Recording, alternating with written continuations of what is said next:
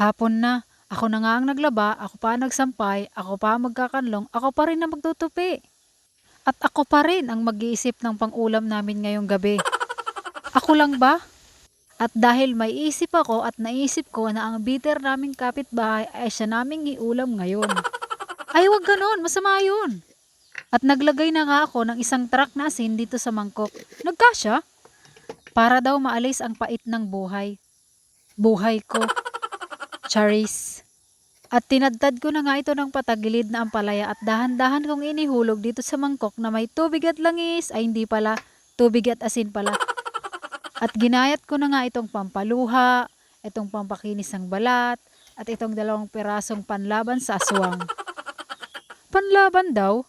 At meron pala akong nadali sa kapitbahay namin na 2 piraso ng karne.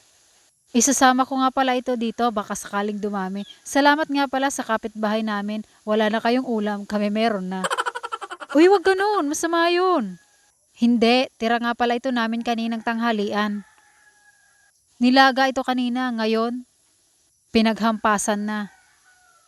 Maisingit ko lang, 'di ba ang ganda ng lababo ko? 'Di ba, 'di ba? At bumili nga ako kanina sa tindahan ng mantika. Walastik binigyan pa ako ng trabahuin ito at isasalin ko pa dito sa basyo ng palaman. Na kung sino man ang nakaka-afford bumili nito, pahingi naman. Ang tawag nga pala dito sa mantika na to na naka-plastic-plastic ay tingi-tingi daw. Hindi ko ito alam kasi rich kid ako. Hindi nga.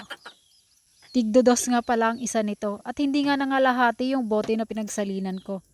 At naglagay na nga ako ng 1 litrong mantika dito sa aking mainit-init na kawali.